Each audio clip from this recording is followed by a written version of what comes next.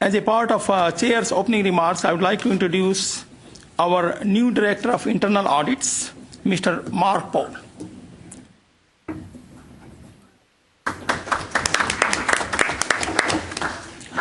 Mark was selected at a special called meeting of the board on March 20th, and he joined the agency on April 9th.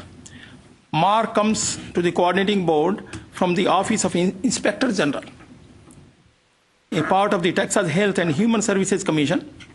Mark was the director of that office.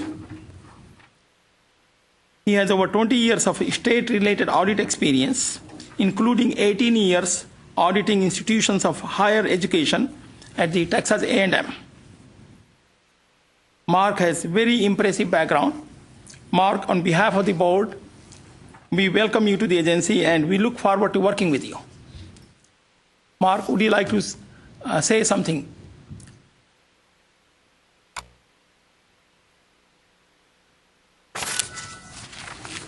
This is part of our exercise program for staff.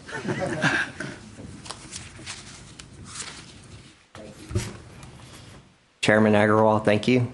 I appreciate the introduction. I'm very excited to be here at the coordinating board and looking forward to working with each of you in the future. I would also like to thank Commissioner Dr. Alonzo and also the audit staff in my area just for working with me so closely and giving your time and your resources to get me transitioned in and get me oriented. I appreciate it. Thank you. Thank you, Mark. The first action item on the agenda is to approval of the minutes of the January 25th Committee on Agency Operations meeting. Are there any questions, corrections, or comments? Move to approve. Motion has been made. Second. It has been seconded. All in favor, please say aye. Aye. All those opposed, same sign. Motion carries. Next item on the agenda is Deputy Commissioner's report. For agenda item number 3, I would like to call Dr. Alonzo to introduce the topics of the meetings of this report. He will provide us some background information on loan program and quarterly financial. Dr. Alonzo, please. Thank you, Mr. Chairman. We have 2 reports, as you have indicated, for the committee this afternoon. One, an update on the loan programs, and the second one will be the standing report on our financials that I bring forth every quarter. Both are reporting items only and do not require any committee action. At the last committee meeting, you asked for an update on the default rates of our loan program. And so I have asked Dan Weaver, our Assistant Commissioner, to give you a short presentation on this item. He will take you through what we do and how we come up with those rates, and then be available to answer questions. Dan?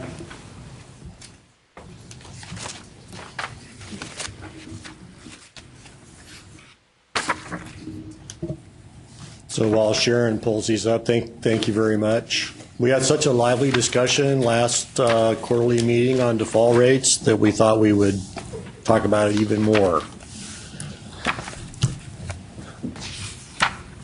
So I have just a few slides to kind of talk through. You can go ahead and switch it to the next slide, Sharon. So as I started looking through default rates for our college access loans, it really the analysis started going back to, well, where should we start looking at? And ultimately I got to the point where we needed to start looking at what our underwriting policies were for our loan originations, because default rate you would expect would follow very closely with what your underwriting criteria is. So as I started looking at these numbers and putting together the presentation, it really got to be kind of twofold. One is looking at defaults, but the other one was looking at what our underwriting criteria is. And over the years that I've been with the coordinating board, it's one of the few topics that we haven't covered in our loan program update is what are our underwriting standards and how have they changed over the last few years. Next slide. So in rule, we have a very nice term called favorable credit report. And favorable can be defined in a variety of different ways. Prior to 2005, a favorable report could mean that you had no credit. As long as you didn't have bad credit, that was considered a favorable credit report. So prior to 2005, that was kind of the loose standard, is that you had to, if you had no credit, you were okay. If you had bad credit, it really got into the point of being discretionary from the loan origination staff. Between 2005 and 2008, we standardized some of those practices and automated some of them, but we didn't really change that criteria or change those standards. And then in 2008, we implemented a Vantage score, which is not exactly like a FICO score, but it acts a lot like a FICO score. Vantage scores run between 501 and 990. It's a more kind of comprehensive global score for a particular borrower or a particular cosigner. 700 is probably a C, if you're grading it, probably a C plus or maybe a B minus. So it's not, probably the critical point is that it's been standardized and it's been automated, so there is really very little discretion of our origination staff to override a particular Vantage score figure. So it's not so much that the score is high, it's just it's been consistently applied. So as we've looked at this previous underwriting trend, then one would expect our default rate to start to improve over time just by the very fact that we've been so standardized over the last few years. Next slide. So that's kind of our underwriting side. Maybe I should stop there, and if anybody has any questions specifically about underwriting criteria, I can answer that before we go on, or do you want me to go ahead and keep going? Keep going? Okay. So then we're looking at default prevention, and so we've underwritten the loan, the students are in school, they exit school, and then the default prevention really is what practices do we put into place as far as collecting on the loans. Again, we've become very, very much more standardized in our practices over the years. With our conversion in 2007, we've mushed all of our cosigners into the proper places now, so we have a very accurate way of communicating with all of our cosigners, whereas previously we didn't have that in place. So if a borrower is more than 10 days late with a payment, the cosigner actually gets notified. So there's an immediate feedback, whereas previously there may have been no feedback, or it may have been so far after the fact that the loan would have already been in default. Again, default for our purposes is 180 days past due. The other part of that is our agreement with the OAG's office, which we formalized more formal. We have a more formal agreement with the OAG since 2009. Really, that looks at loans that have defaulted. They're going down the pathway to entering into a judgment. So we do a lot of work to prevent people from getting to default, and now we're also doing a more prescriptive work about trying to get them out of default back into good standing. So given that very, very brief trend line, we went back and looked at our loan originations back to 2003, and this particular table is looking at originations trying to get to this underwriting criteria. So in the early years, so 2003 through 2005, it was very loose on the underwriting standards, and these are loans that are now in repayment, and our default rate fluctuated between 7 and 8%, which is less than the 10.2% that we report to the LBB. If you recall, we have a LBB performance metric that's the default rate in aggregate for the entire life of the loan program. So it includes everything. This is now just looking at a more current snapshot of what's going on, and then we've broken it out by fiscal years. So 2003 through 5, we started, tightening up our practices between 2005, 2008, and now most recently we're very, very, very standardized, and we've essentially eliminated most of the discretion away from our underwriting standards.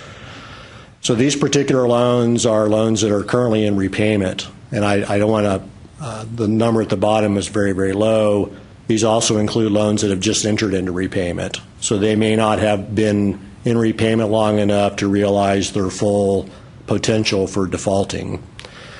So over the last couple of weeks, we've been working on performance metrics for our LAR process that's upcoming. And one of your recommendations from our last committee meeting was to look at a more current default rate that we could monitor and report to the LBB.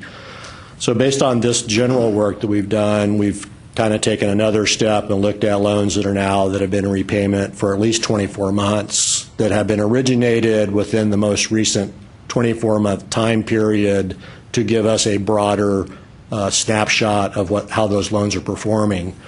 And this week we ran these numbers for our most recent time frame that would be consistent with what we would put forward in an LBB metric, and the rate is about 3.3% on the dollars in default. So it's looking like this FY 2008, which is consistent with somebody that's been in school for a while. They've exited school, they've entered into repayment, they've gotten 2 years under their belt, then what should we expect that default rate to be? So that current number is about 3.5% right now. We would expect over the coming years that rate would start to trend down towards this 1.2% rate that's reflected at the bottom of that particular table. So the kind of the bottom line of all of this is that we've honed in our underwriting procedures to the point that we have a very stable front end of the process, and we're consistently applying default prevention and outreach to our borrowers and to co-signers to the point where our default rate kind of going forward, the trend line has been dropping over the last few years, and we're expecting it to continue to drop. Again, this most recent information we have suggests it might go down into the upper 1%, which is stellar, I think would be a good word. And I'm happy to answer any questions anybody might have. How does our default rate compare with other states? Have we done any comparisons? Our rate is higher, or much lower than other comparable states? There are not a lot of comparable states to us as far as loan volume goes. I think Minnesota is the next state up. That's a really good question, though, and I'll contact them and find out what their rate is. I'd say we're probably more aggressive on our default prevention as far as the OAG's presence than Minnesota might be, so I would expect our rate to be less than theirs. Plus, I think our economy is generally stronger than the rest of the country, and as the news has been over the last few years about higher default rates and kind of the sad state of affairs, our default rate has continued to drop over that same time period. So we're seeing very positive trends. I don't know that I have an explanation for all of it. Any other Mr. Chairman? questions? Yes. Dan, I'm familiar with the FICO scores, but where did the Vantage score come from? What is that something that is used specifically for student loans? Or? Not necessarily. And I promise not to put somebody on the spot, but I may call somebody up to put them on the spot. But Vantage Score is essentially trying to predict the likelihood of a loan defaulting within the first 90 days. And it's a product that's offered by Experian, which is who we use for our credit reporting. Okay. I'll butcher this up, but it's a broader snapshot of the likelihood of a loan performing or not. So it's not as narrow as what I understand a FICO score to be. So when we do a Vantage Score with Experian, we have a set of criteria that we've established with them that we worked with the OAG's office to come up with what should the right values be based on our student profile. So the figure is 700, and it's again, it's not meant to be the most stringent possible, but it's also not.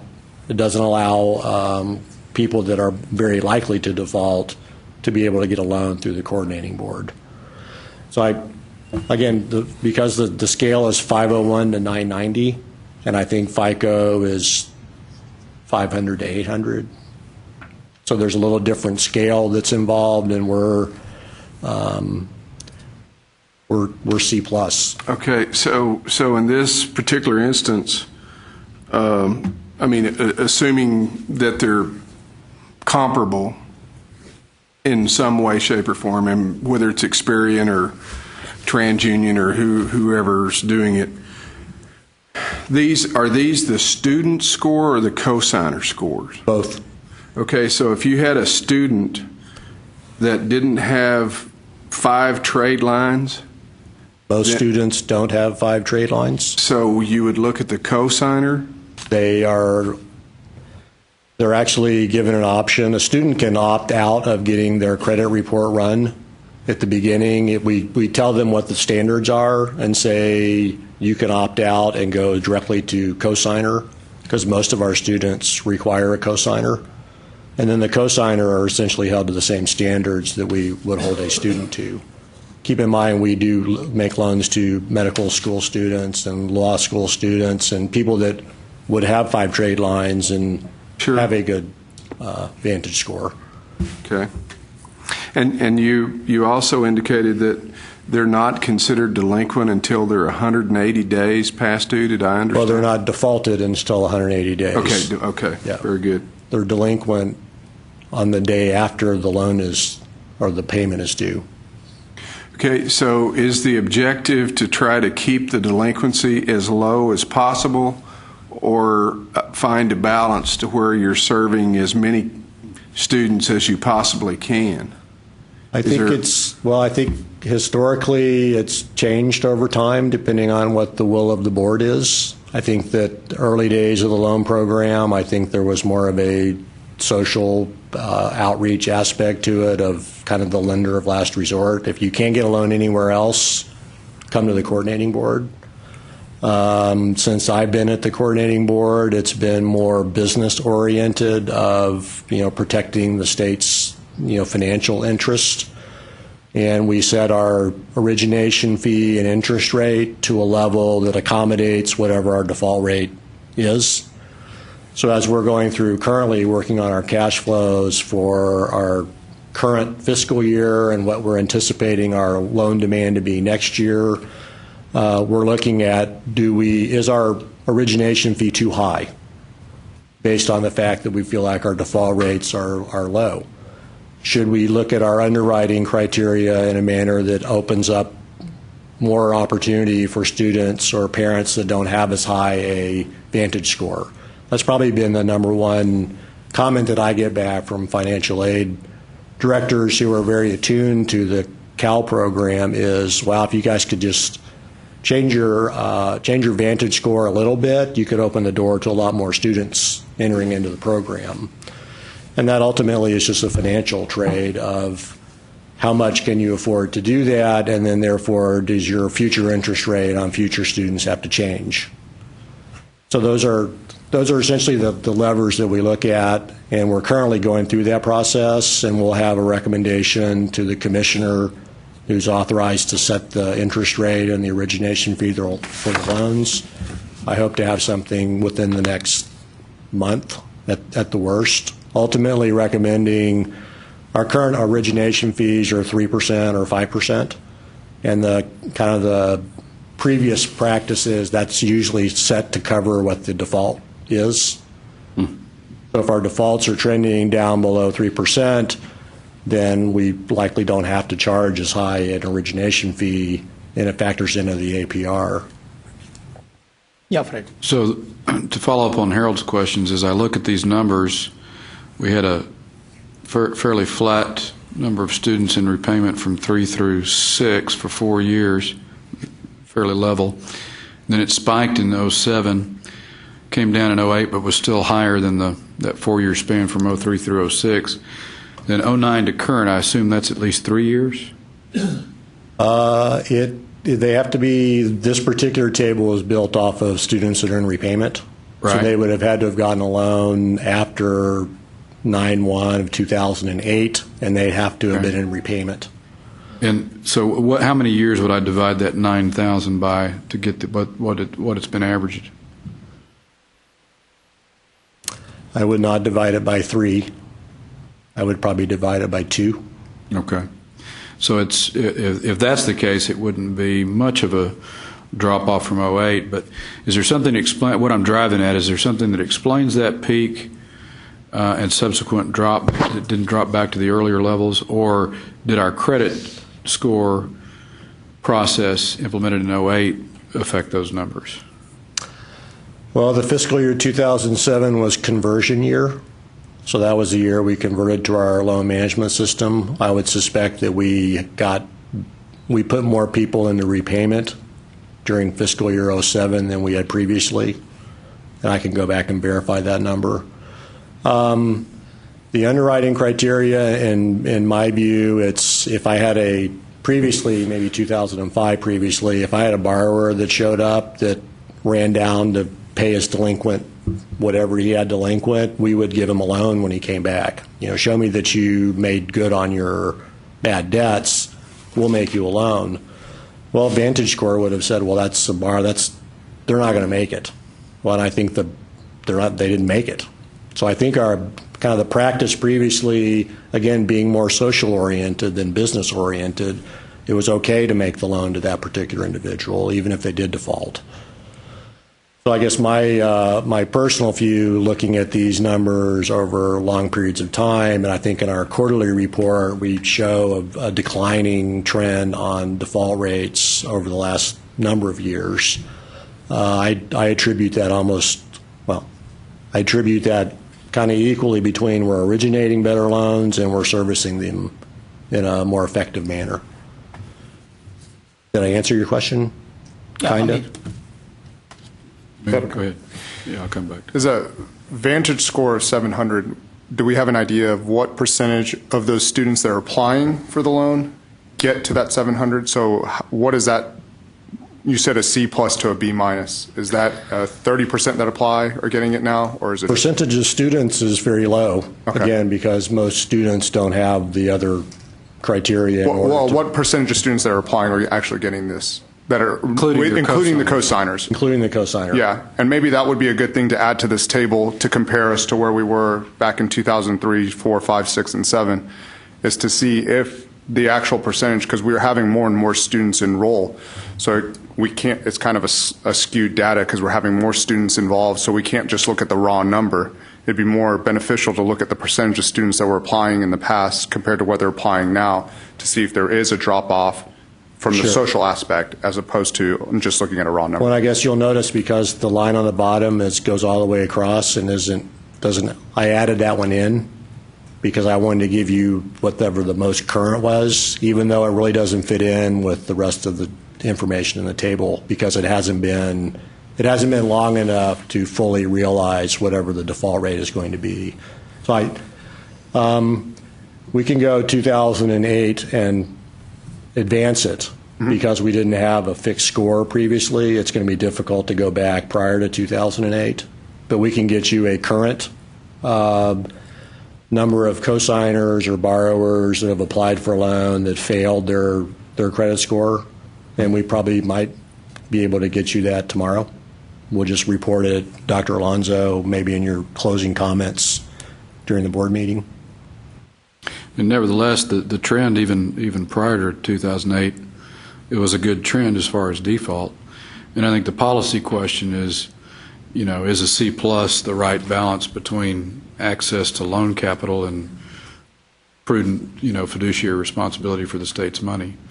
Well, we've looked at kind of bifurcated Cal program of looking at something that's a little bit lesser on the Vantage score that might warrant a higher origination fee. So kind of keep the same structure Cal, but have a 5% with a lower Vantage score, and then eliminate or make a minimal amount of origination for folks that can get to the 700 and above. And then look at some kind of a split of dollar volume of, we'll put $50 million here and $100 million over here and see how that works out. You'd have made a good banker. Charge those who need the credit the worst more money. But I hear what you're saying. Kind of to that point, in looking at that spread, what is the target? I mean, I understand changing the Vantage score and based on numbers, but I mean, who determines, you've got 1.21, in that current area, and 3.47 is the lowest in 08, all the way up to the 8.13. But what are we comfortable with, or who determines what that target is? Because then from there, you kind of adjust backwards, and I'm sure as the market changes and the populations change, we at least would have a target that we're saying that's what we feel good at that number. Maybe Raymond can answer that. What do you think, Raymond? Well, I think there's a couple of rules of thumb that we've started discussing. Is we have a cost of capital which is it's running about 4% right now. We have an operating expense of the program that's about 1.25% based on our portfolio. So it's kind of easy to get from 4 plus 1.25 equals 5.25 as our interest rate of our loans. That covers our operating expenses. Mm-hmm. And then our origination fee truly is default prevention. And then we can look at these figures and say, based on our historical trends for the last 3 years, our default or our origination fee should be 1% to 5% or whatever that figure might be. And I think ultimately that's a recommendation we make to the commissioner, and the commissioner will ultimately talk to chair and vice chair and get their opinions on what the best course of action is. What, Puneet? Yeah, I think we need to look at what is the intent of this program, okay? Because I'm all with the fact that we need to be good fiduciary and good steward of these funds, but at the same token, we're not here to be for-profit lending institution, and this has to be a balancing act somewhere. And I think that's the point that Bobby was getting at. It's like, that balancing point is probably somewhere where we've really covered the state's risk financially, and yet make most loans available to the highest number of students possible. Looking at that trend, maybe we're getting away from that balancing act. Well, it could be, and that's why another way to look at it is C plus the right cutoff, or do you have a gradation, which is what Dan's suggesting, where you start at 620, but you pay 5-point origination, whereas it phases out at whatever, pick a number. But I think it's important to keep the interest rate as low as possible, because ultimately that's going to determine, over a 20-year period, 5.25 is very, very attractive relative to other products that are available. Just about all of the competitive private loan products are all variable rate. Most of them have no limit on the upper end, but right now they have a lower, entrance rate, 3.5, 3.75, with no cap on the backside. So I think we're sensitive to having the lowest interest rate as we possibly can, and then any other kind of management we're going to do is going to be based on that origination fee. I remember from last year that we had a lot of money left over in the loan that we had to refinance. Is that correct, that my memory is correct, that we had a lot of money unused? So do we want our loan money to be unused, or we want to be liberal? I feel that we should be more liberal. And you made a comment that our board gives direction to the commissioner and you. How can we be more liberal? I would like to see being more liberal. I heard from Harold, Amir, everybody. I think feels that we should not let the money sit there. We should use the money. If our default rate goes up a little bit, it does not matter. Students will benefit. And I feel that we should increase our risk a little bit more. In place of running it like a business, I think we need to think about a social enterprise so that more students can benefit. What do you all think? What other people think? Mr. Chairman, I'd just appreciate it if you wouldn't refer to me as liberal. He's not. He doesn't mean in the political sense. Okay. Remember, I have Indian background, so I can take shelter of my Indian background anytime.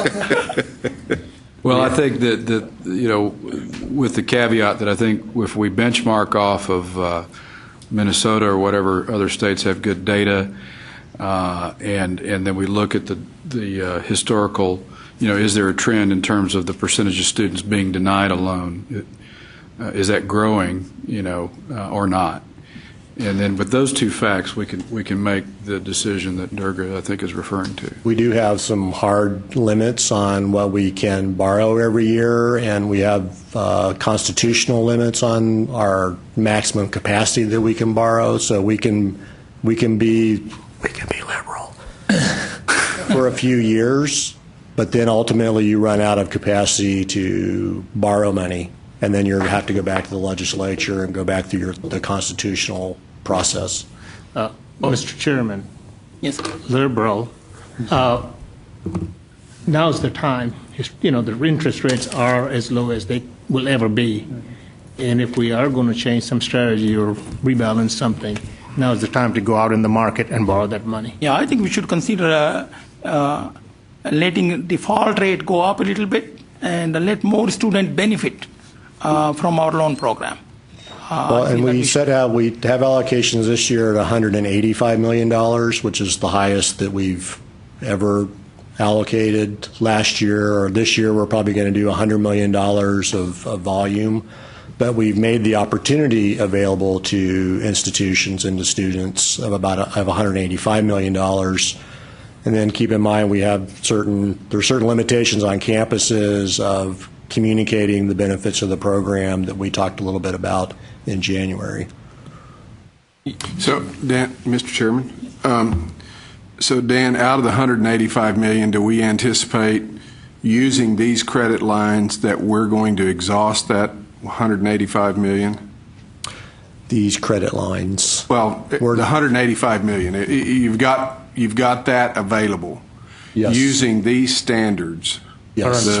The 700 credit score. Do you anticipate utilizing all of those in the form of loans to students?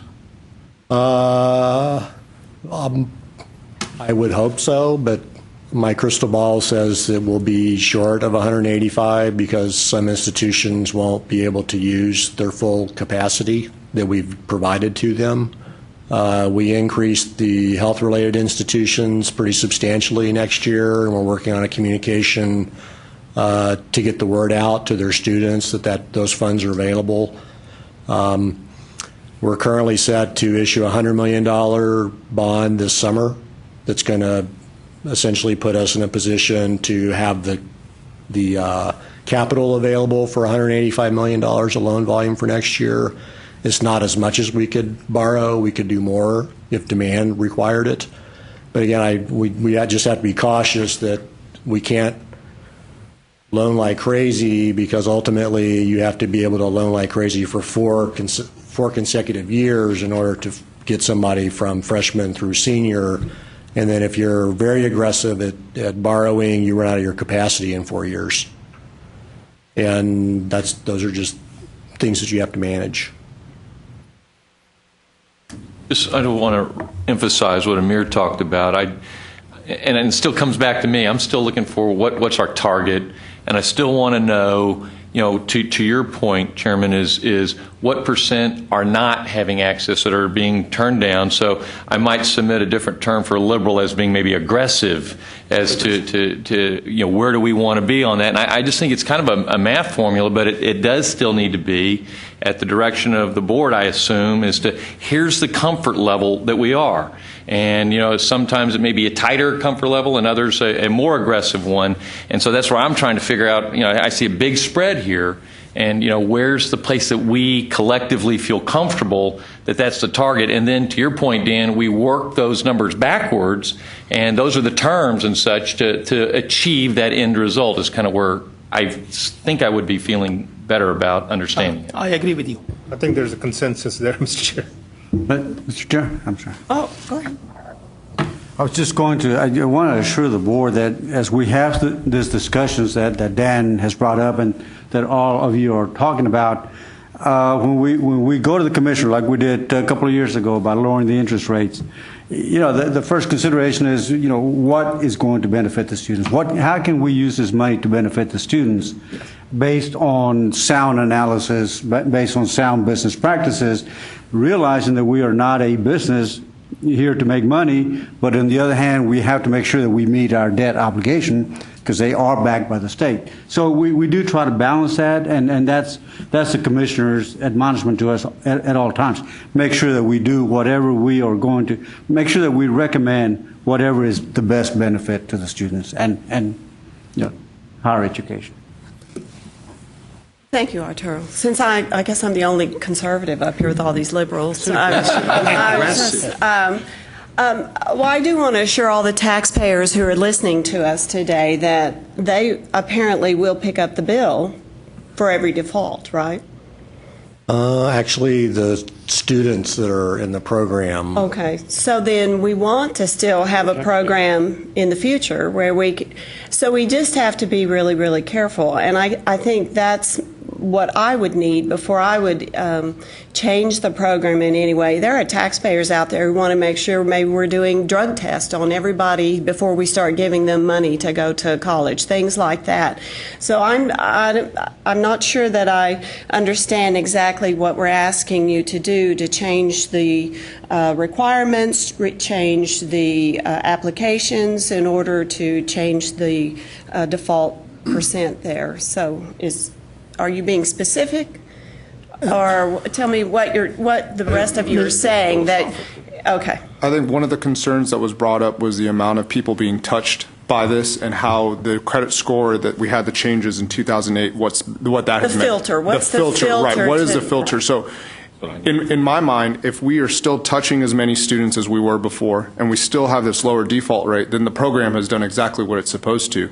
We've increased the repayments, we've decreased our default rate, and we're still touching the same amount of students. But a raw number of students is hard to tell that from because we've had an increase in enrollment in higher education. So a percentage would be more appropriate to evaluate the effectiveness of what's going on. And that was why I suggested that getting a percentage of seeing what students are not receiving these loans with their cosigners and seeing if that 700 might have decreased the default rate but increased the stringent requirement to receive the loans. And if it's a substantial drop-off, then maybe that's something to reevaluate. If it's a small drop-off or no drop-off, then maybe this has done exactly what it was intended to do. And Ms. Shepard, some of us may have not used the right or correct words, but I don't think anybody intended for it to be reckless in what we're doing. Just be a little more aggressive because we're not getting or we're not touching enough lives that are out there. And I think we have a program that can do that. Commissioner has some comment. Yes, I just wanted to say I think I understand the will of the board. We want to make the maximum use of this loan program consistent with good lending practices. And there's a range of good lending practices, and we want to be aggressive in making sure that we do the right things by students. Arturo is correct. Our first consideration is always how can we help more students go to college in a way that's prudent as well as aggressive within the bounds of good lending practice. And I think we've done that. I think it's also a good suggestion from the board that we take a look at the restrictions on lending and make sure that they're not more restrictive than they ought to be. We will review those data to make sure that we're right where we ought to be, and we'll come back to the board with further information. But I understand what y'all are saying. There's great. no inconsistency between being aggressive and being careful with the people's money or with the students' money. I appreciate that. I think that will be a good thing for us to look at, and maybe more students can benefit. That's what I would like to see. Sure. I can give you example of my business. When I started my business in 1975, we used to check credit of everybody who bought anything from us, $100, $5,000, $10,000. So I read an article from HBR, Harvard Business Review, back in 1975.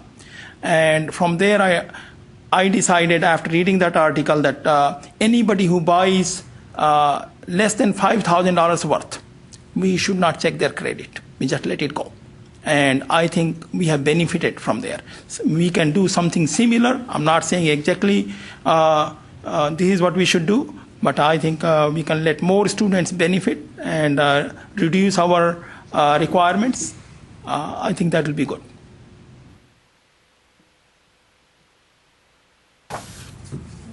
Thank you. Thank you. Thank you, Dan. The second report, Mr. Chairman, as mentioned, is the quarterly financial report that we provided to the committee. Electronic copies of that report were mailed to you back on April the 18th for your advanced review, but we have also placed a hard copy here at your places. And I just want to walk you through a couple of points on that. The report, the format of the report that you have before you is the format that we have used for a while. Yes, this is right. For some time now, we've had this format for, I guess, about 3 years or so, and I think that we finally landed on the right format. I just want to reiterate that this report is what I use, as I've always talked to you about, what I use to manage and to track our finances. I receive this report on a monthly basis. I meet with staff, we discuss, I ask questions, I get the information, and it's serving us well. There's really nothing extraordinary or any extraordinary items on this report that need to be explained, or at least I didn't see any. We're on track to expand our funds in accordance with our approved budget for FY12. And I'll be glad to respond to any questions that you may have on the report. Like I said, it's pretty straightforward. Are there any questions for Dr. Alonso?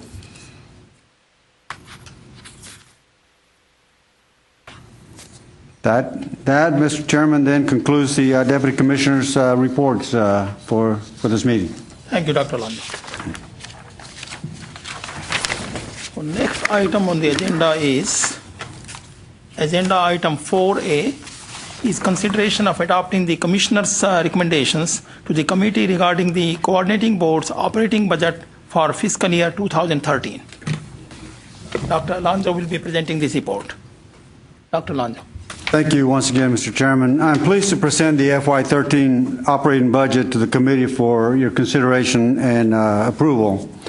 Again, we sent an electronic version of the budget to all board members on April the 4th to give you ample time to review it as your time permitted, but we have also placed a hard copy here before you, and that's what I will be referring to as I walk you through the budget. Traditionally, the operating budget is presented for the AOC and the board consideration at the July meeting.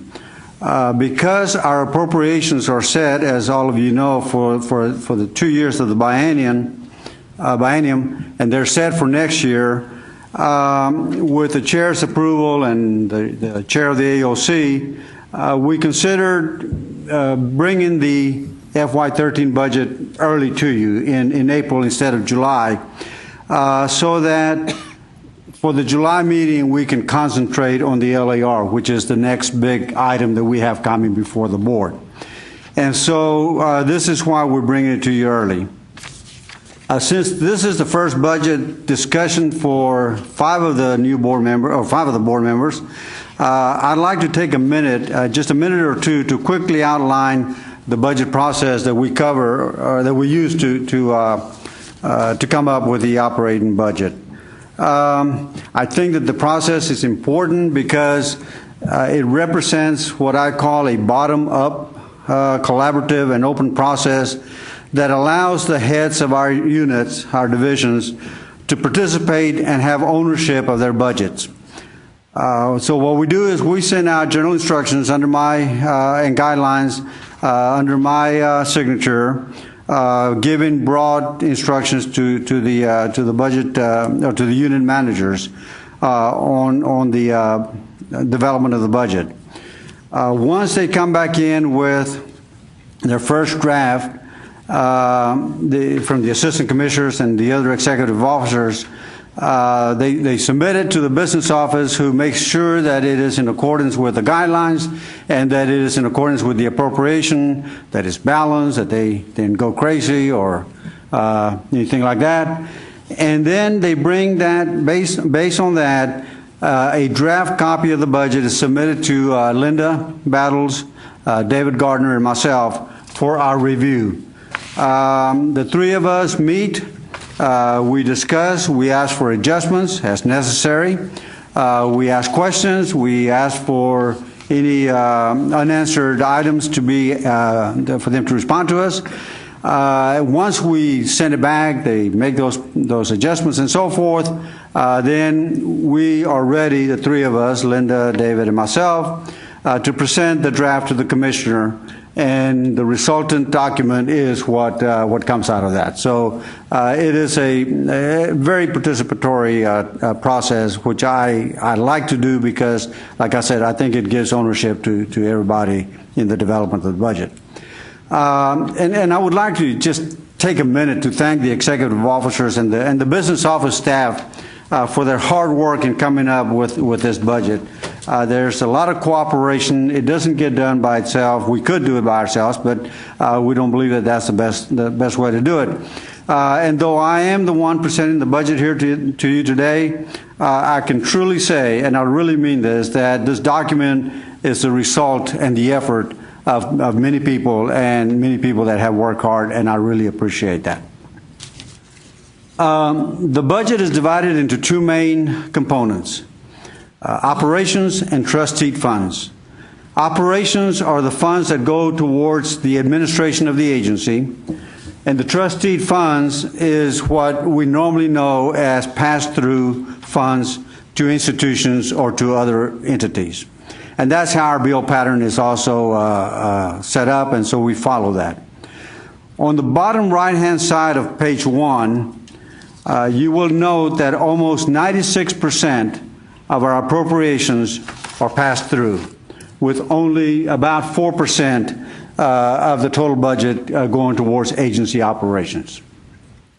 Well, and I'd also like to point out that while it's not broken out as such, because Fred asked me to point this out last year, and I think that it is notable, that of the $546 million of general revenue that the agency receives, less than 3% of that goes towards agency operations. In other words, most of the GR is used to fund financial aid and other trusted programs that we pass through to the institutions and to students. So again, that's not reflected. You won't find that figure, but I think that it is notable that most of our general revenue goes to fund those trusted funds and not operations. I'd like to cover just a couple of brief budget highlights. I'm not going to cover every one of the pages here, but certainly what I consider to be the highlights, and then answer any questions. The proposed budget for FY13 is $621 million. This amount is a $136 million or 18% decrease from the current year budget from FY12. Again, on page 1, I refer you to page 1, which is the summary of the budget.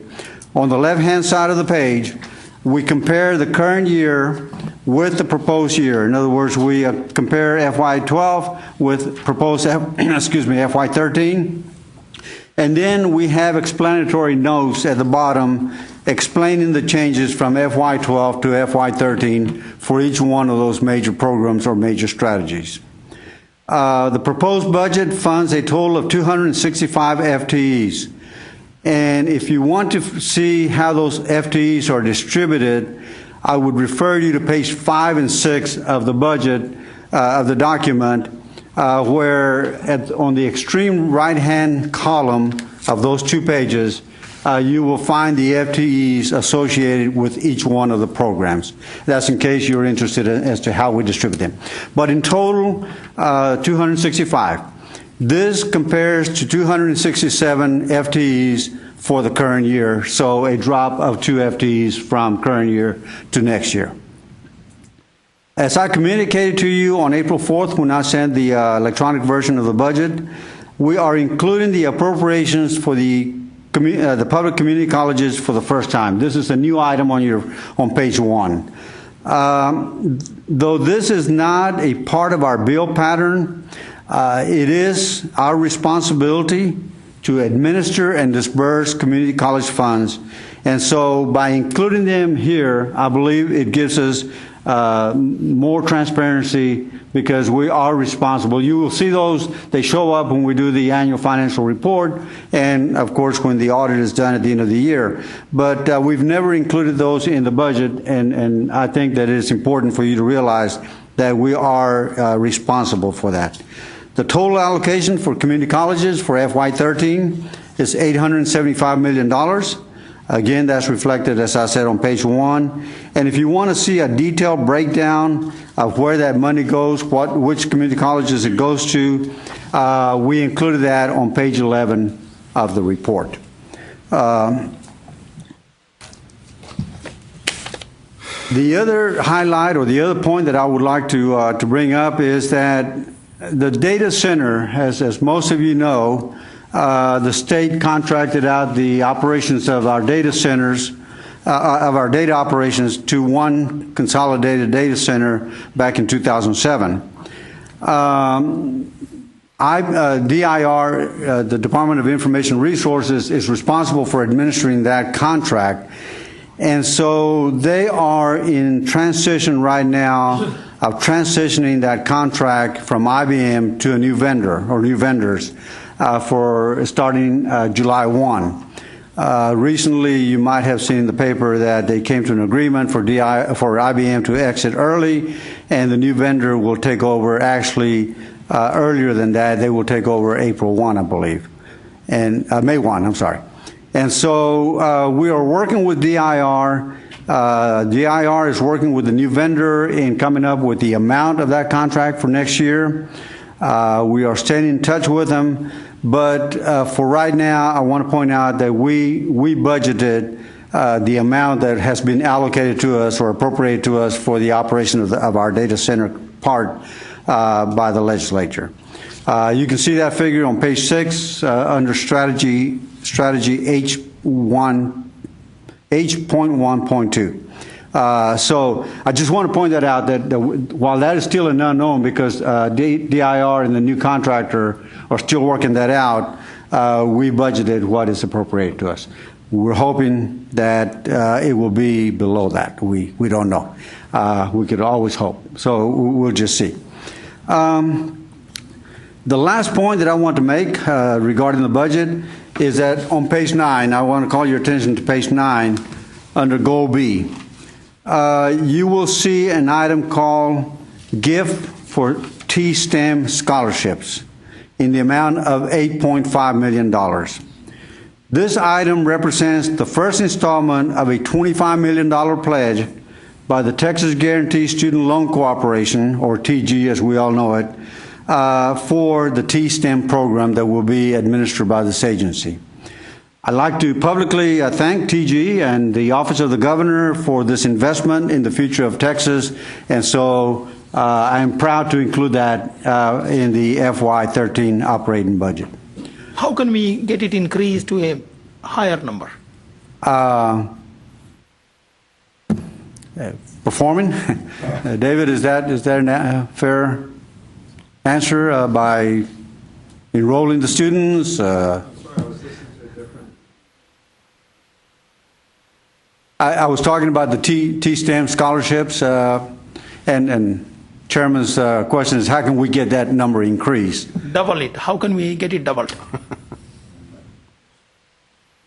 Get TG to give you more money. Wealthy donors.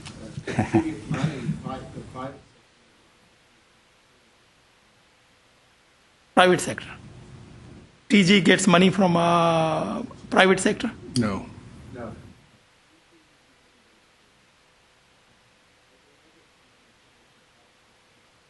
They generate the money themselves through their.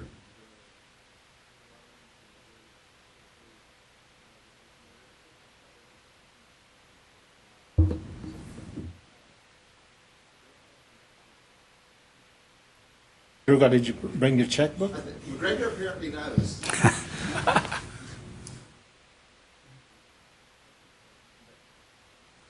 Sorry, the money that's coming from TG is private sector funds, the $25 million. Right now, we have the request for proposals out, and we should be getting the applications back in. Once we see what the use is and the number of institutions that choose to participate in it, then we might have a good argument to make going back either to TG or to other funders or back to the legislature in 2013 to seek additional funds to support the program and expand it. And so I think once we kind of get through the first initial round of applications, we'll hopefully know more about what the demand is going to be for the program. Right, maybe we can get some status report next time. What is the status of those grant applications? Yes, sir. I think that would be definitely possible for June, July, that we could let you know how many folks had applied and where we were in the application approval process. All right, thank you. Yes, sir. Thank you, McGregor. Mr. Chairman, members, that concludes my presentation on the budget. As I said, I will be glad or have staff answer and respond to any questions that you may have on any part of the budget. Mr. Chairman. Yes, sir. Arturo, on at page 9, B, the student financial aid, there's $1.5 million being transferred to operating. Is that for cost of administering the program? On B, 1.8. that is the be on time origination fees that we are allowed to transfer to the operations. Yes. Okay. To general administration, or as we call it, but central administration. That is to offset the cost of administering the program? That is correct. Okay. And is the same true on the T-STEM scholarships, the TG? That is correct. They allowed a certain percentage, I think it was on a percentage or on a dollar amount, up to 5%. Okay. Can be used for administration. And the same thing, Mr. Vice Chairman, on the professional nursing choice program. That is in rider language. So basically, all of these programs where it's transferring to operating is to cover the cost of administration? That is correct. Okay. Thank you. Follow up on that, Mr. Chairman, or Mr. Commissioner. These transferred funds are in addition to what we have, like $28 million for the general operations. Is that in addition to it, or is that part? This is part of the $28 million of operations. That's right. You will see a corresponding entry in the operating detail budget. All right. Now, we see there's about 12% reduction on the agency operating budget. Are they directly related to the trustee budget, or is there any cutbacks in the inner workings itself? I'm sorry, I did not quite hear the question. There's almost $4 million less in the operating budget for the agency. Are they directly related to the cutbacks of the trustee budget, because we're not managing as much money as we did last year or previous years, or are there any real cutbacks from the agency operations? Well, yes, we do have. They're both. I mean, we are. Tell me how much. We break it out by goals. The indirect administration is the last one on there, which is $1.16 million. Okay. The rest are, the associated reductions in the division. There. Right. Thank you. Yeah. Any other questions? I got one more. The junior college or community college funding, are these the state appropriations, or is that the whole enchilada again? This is the state formula appropriation, formulas to the community colleges. So what percentage are these of the total budget? Of the community colleges? About 28%. About 20. About 28%. Is that close or is that correct? Yeah. I know it's slightly of their total budget? Yes, of their total operating budgets. The state provides about 28% of their funding. Thanks. That helps. Any other questions for Dr. Alonso or Commissioner?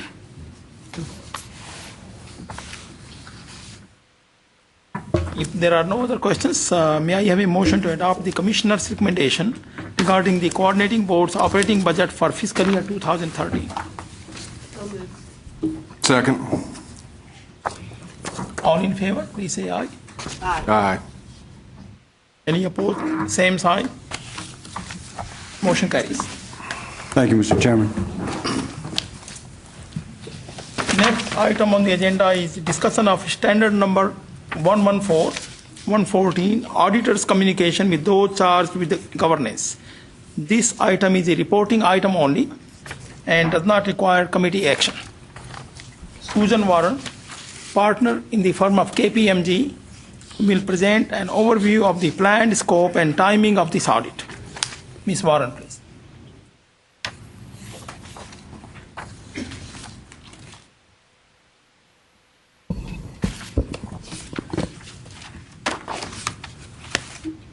Thank you, Mr. Commissioner and Chair and the committee. We are here to present the 2011 audit plan. We have started that last week, and it'll continue all the way through this month and into May with an issuance plan for in June, which will come back and present the results for that. But the purpose of today's communication is to kind of let you know what the audit process looks like. There are also some questions in here where from a governance perspective, we are to seek your input into the planning process and the actual execution of the audit. So there'll be a slide where I'll just ask some questions and then need some feedback from the members. But to start with, if you look at the agenda on page 2, it gives you a perspective of, we'll talk a little bit about the team, the objective, responsibilities of basically what you've hired us for versus what your management team's responsibilities are in an external audit. We'll talk about our approach and the actual audit plan itself. We'll get into areas of scope, including controls, fraud, how we deal with those types of things. And this kind of step through the plan for fiscal year 11. So to start with, the client service team is myself, Susan Warren, as the audit partner. This is Rebecca Goldstein. She's one of the lead managers. The other names on here, the takeaway from this slide is this is the same team that has served you for the last 5 years. So you have continuity in your audit team and your management team, including all of our external reviewers, our tax managers, our minority firm assistants, and of course our IT work. And also, as you'll notice on here, your internal audit staff here also participates in the external audit. Looking at the objective and audit, what this is really what you've hired KPMG to do as your external auditor. You've hired us to look at the financials that have been prepared by your management team with your oversight and to basically form an opinion on those as to if they're materially correct with the respective accounting standards. To do that, the middle bullet says, do we provide reasonable but not absolute assurance? What those words mean is we can't look at every single transaction that flows through an entity that's cost prohibitive. So we have a risk assessment process, which we'll talk about in a minute, and we kind of scope it down and look at the areas of risk. So an audit opinion gives you that reasonable but not absolute assurance. And to do that, in the third bullet, we actually look at internal controls. And there's a slide coming up that gives you a little bit of perspective on what kind of controls we look at. Because as you're aware, there's all kinds of controls in this entity. What we're really looking at is the financial processing controls, which includes your loan system. And we'll visit on that. Taking it down to responsibilities, this first slide is basically what your management team is responsible for. So when we come in for an audit, these are some things that we ask them. We ask them what their accounting policies are. One of the things we ask every year is, have you changed them from prior years? Because you are allowed to do that if you have a valid reason to do that. So we need to look at any changes you have in those. We also look at how they put those financial statements together in accordance with all these rules. Has that process changed? Where is the oversight? Where is the supervision in that process? We look at the internal controls or the financial reporting process, which is the acronym ICFR that you'd see out in the world.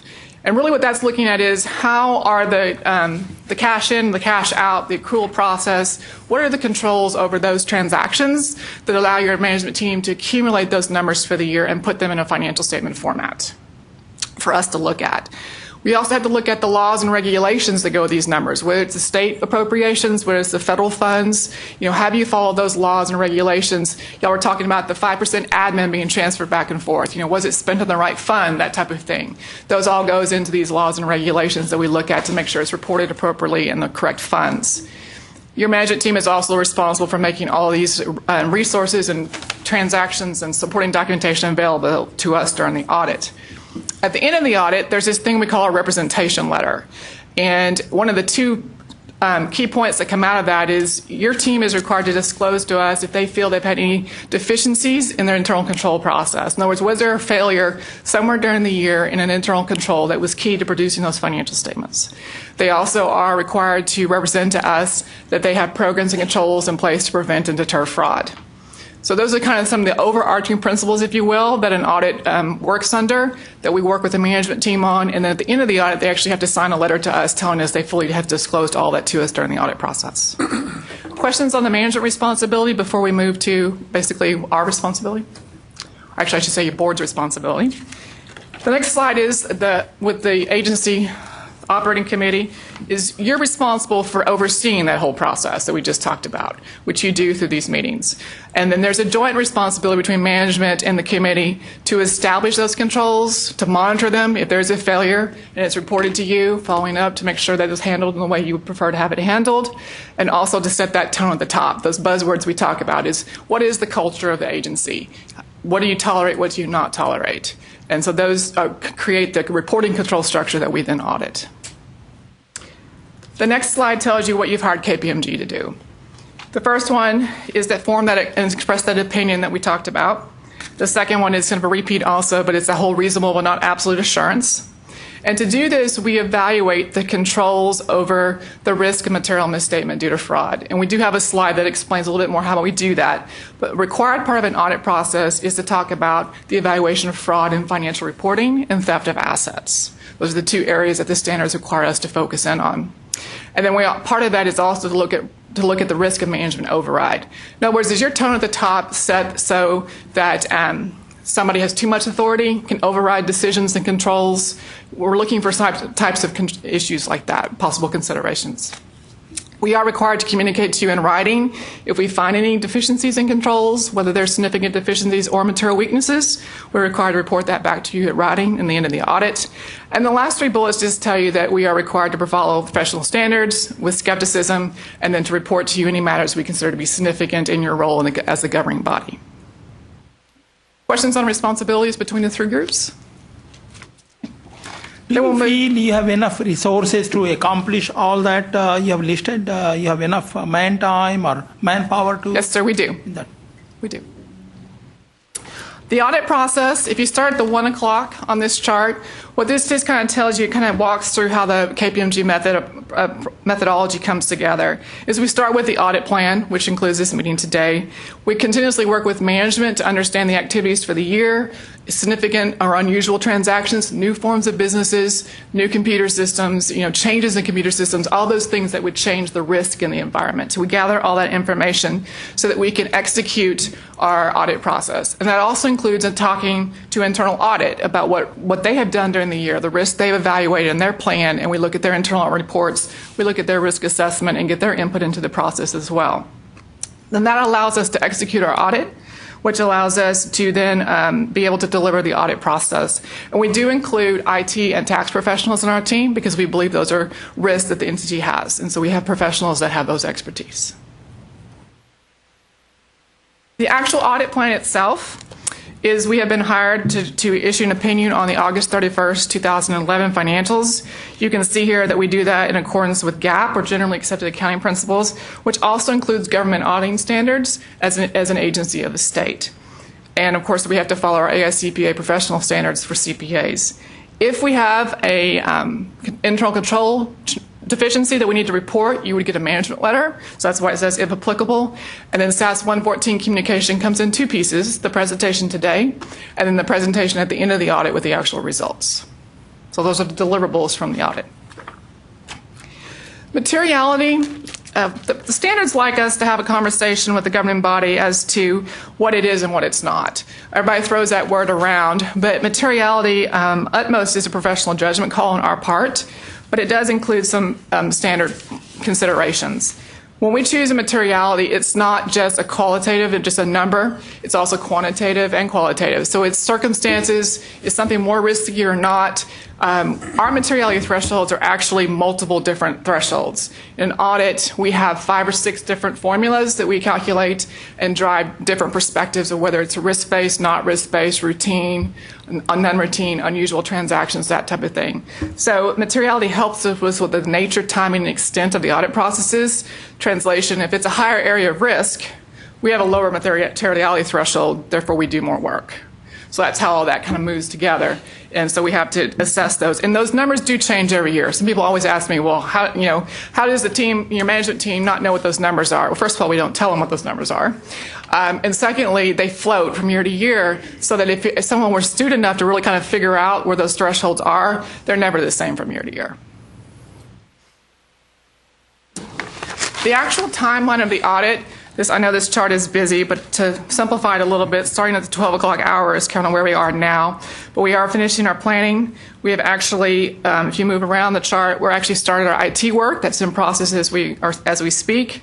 Then, as we move into the late April, early May, which we're almost there, we'll be doing a lot of the substantive test work, which is the actual trend analysis, the actual vouching of transactions, tying out the report, so that by the time we get into June and July, we'll be able to issue those reports and come back with a presentation.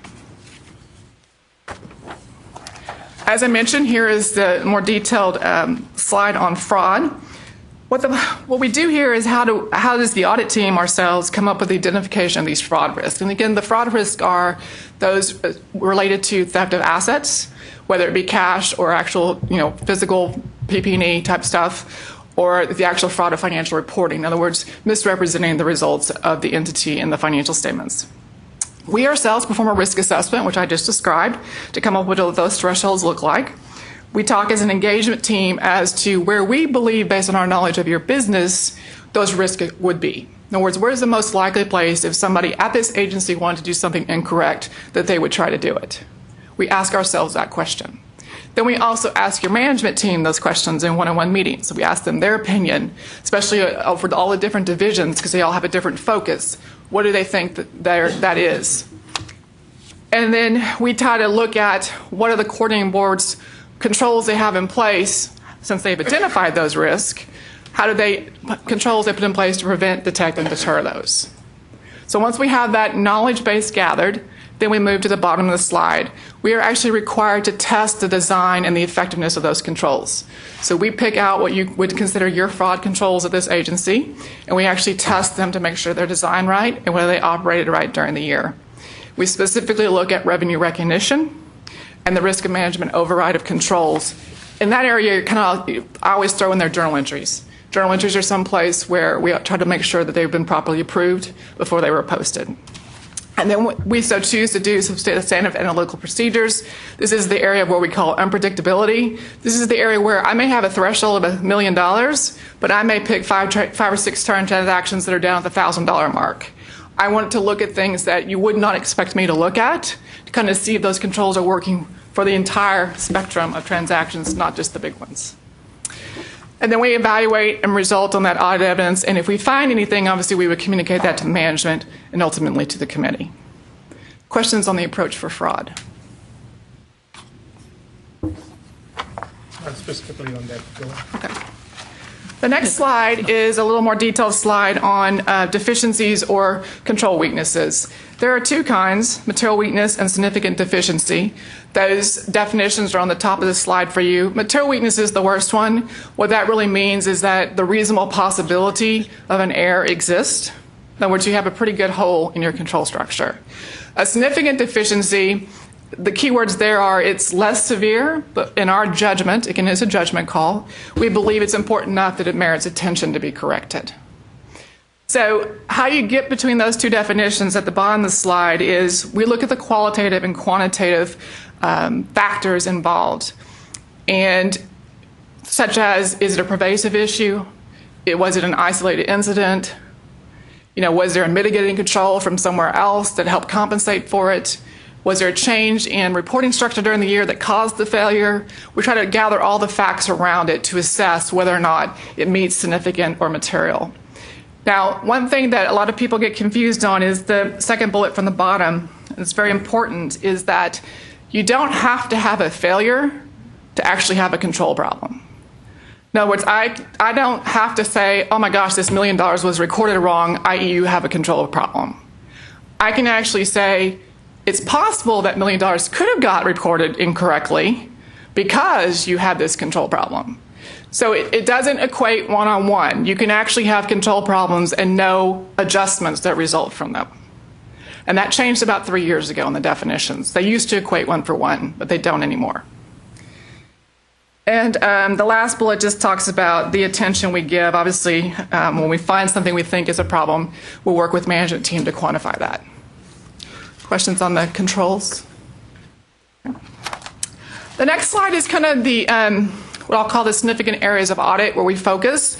Starting on the left, the significant audit areas, you can read down the page: student loans, your debt and your covenants to go with it, your appropriations, whether it's state or federal, and then, of course, the financial assistance expenses, which, as you well know, are the main focuses of the agency. So we spend a lot of time looking at those areas. Under the estimate column is your allowance for your delinquency of loans, which y'all talked about a little earlier today, your default rates. And so we take a look at that formula, if you will, of how that number is calculated to come up with a possible default allowance on the financial statements. Sometimes there are some significant unusual transactions. We actually have one this year. GASB 54 is a new accounting standard that will be implemented for fiscal year 11. We have already been working with your management team and the new procedures and policies that are in place for that. I don't really see it as a significant event other than it's just new. So we will spend a little extra time working on that. And then the IT side on the far right, we did list all the systems there. We look at Helms, MIP, CRS, and BMS. CRS and BMS really are new to this year's audit. We kind of touched on them a little bit in 10, but they're in full play for 11, so this will be our first time to actually look at those systems from start to finish, which generally involves general controls and application. When we talk general controls, we're talking access privileges, we're talking change management, we're talking batch, if it's a batch environment, the operations schedule. On the application side, we're looking at what we refer to as edit checks in the system. Like you can't get a loan if you don't have the guarantee box checked, or if you're not a freshman, you get this certain amount. We're looking at those types of things. Or we're also looking at interfaces. How does the information get from Helms, CRS, BMS into your GL, into MIP? How are those interfaces batched in? So there's a lot of IT work that goes on in this audit to make sure those systems are all talking to each other. Questions on the overall approach of the audit? There appears to be a lot of work, that's all. There is a lot of work involved. There is. Yes, Mr. McMahon, I understand this is your 4th or 5th year of auditing coordinating board. Have you been on this team for the past few years? Is this the first time? No, I've been on the team the whole time. The whole time. Whole time. Let me ask you a question. How do we verify that you adhere to your own audit plan?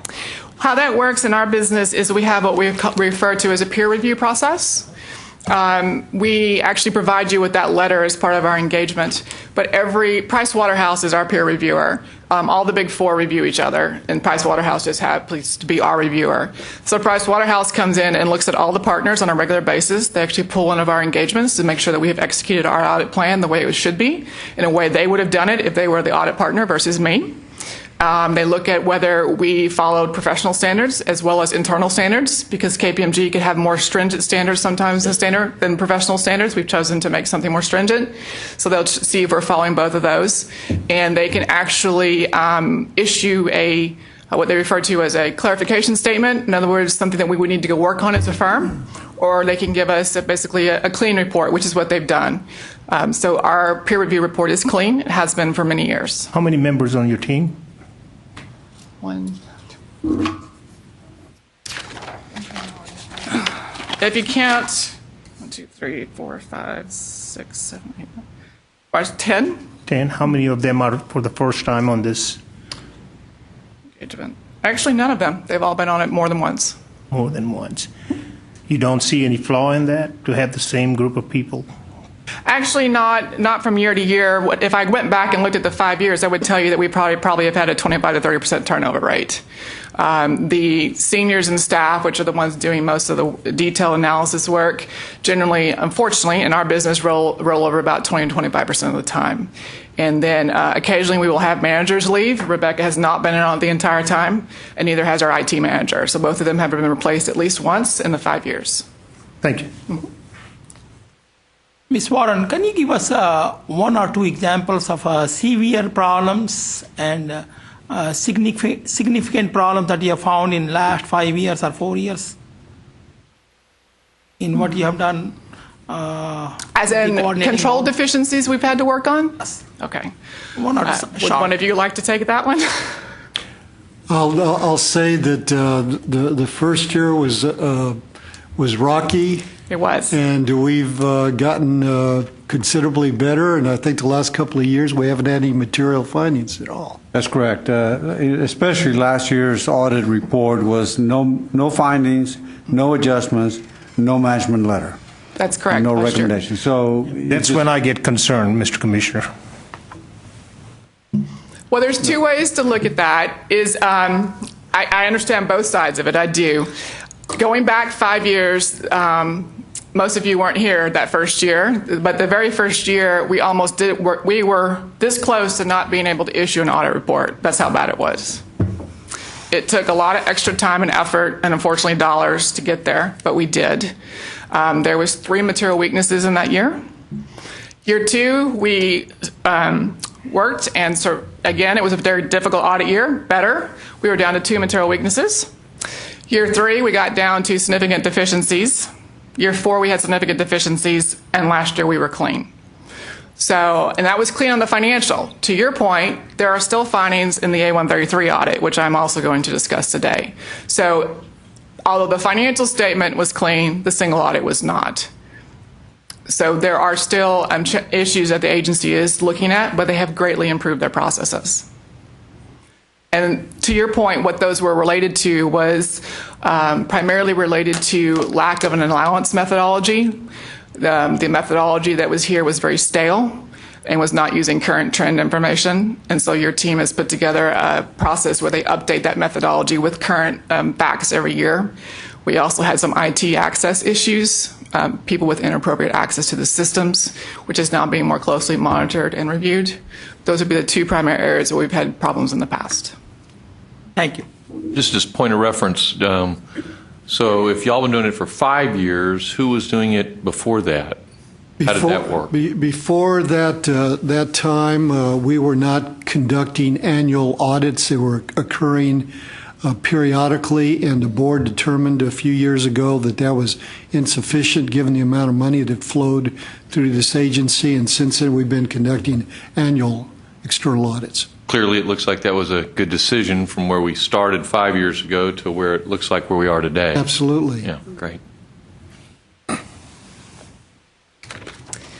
The next slide is the slide that I promised when I started, the question slide. So what I'll do is, these are questions that we are required to ask every year. So in the back of my mind, I know what the answers were last year, but we do have a lot of new committee members. And so I'll just start from the top and just ask the questions. The first question says, does the committee chair remain the appropriate person for communication of audit matters during the audit? What that's referring to is, let's say during the audit we come up with a deficiency that we're vetting out with management, and we get to a point where the commissioner, Dr. Alonzo, and I say, okay, we agree we have a deficiency here. None of us want to wait till a public meeting in June to have that conversation. So what we generally do is call the chair and have a discussion with him, and then allow him to say, okay, fine, let's talk about it at the next committee meeting, or let's have a special meeting, have a phone call, however we want to handle that. But generally what we do is we start with the chair and let the chair make that decision. Historically, that's what we have done. What I'm asking you today is, would you like us to continue that practice, or do you have a suggestion for a change? I would like to see our chair and vice chair, Fred and Harold, also involved in that process, unless they have objection to it. Thanks a lot, Durga. Of course you do. Okay. Duly noted. I don't think we have any opposition to that. Yeah. Certainly start with Durga and then Include Fred. Okay, we can do that. The second question is, are there any changes in allocations of responsibility between management and the committee?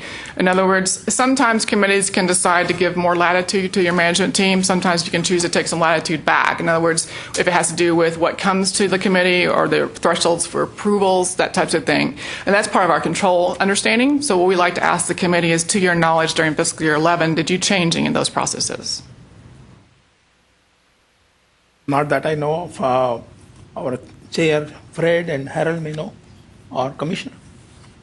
I can address that one also, Mr. Chairman. That approval and the thresholds are in rule, and they have not been changed. Thank you. The third one is significant changes to the objectives and the strategies and business risk. In other words, we know you have the LAR, we see the funds coming in, you have your loan program. So I think the answer to the question is no, but we're required to ask, have you gotten into any other forms of business that we need to know about? I don't think we're selling T-shirts or anything. All right. Like I said, I think the question's answer is no, but I am required to ask. Particular areas that warrant special attention. This is kind of the area where if there's something that's near and dear to your heart, something that you feel as a committee you spent a lot of time discussing in the last fiscal year, whether it be a policy or a control change or an IT upgrade, something of that, something that really just kind of sticks out in your mind.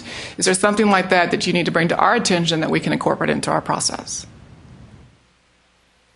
I remember seeing something on the amount of the loan money that was not sent to UT. And can we have a little bit more control, better control, so that we don't miss any money like that, so that it can go to the students on time? So this was loan money not sent to UT? That was actually Texas grant money.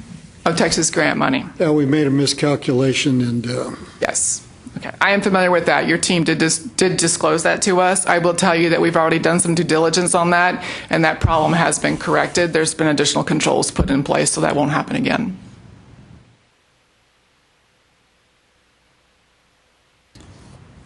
Other items there?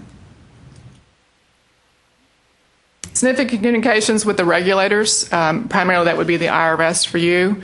Anything of that nature that you've had to address as a committee? Do not call me, call Fred. Call Fred. I'll take that as a no. Unless the Sunset Commission counts, I don't. I actually have that report as well. I do have that one. Looked at that already too. Internal controls, any concerns that you've had to address as a committee? And you saw the definitions we just worked through for what's a material weakness and what's a significant deficiency. Anything to your knowledge of that nature that we would need to address?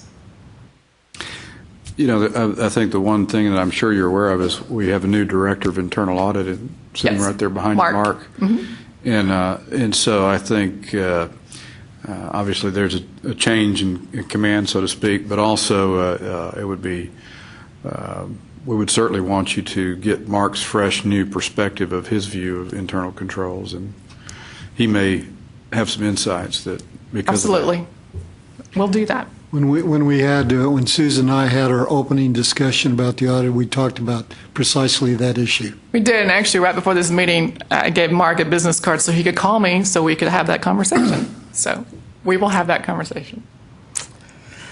And the last one's really a catch-all. It's meant to be kind of any changes or developments in reporting, laws, standards, governance, other that you are aware of that you believe would be of value to us as your external auditors.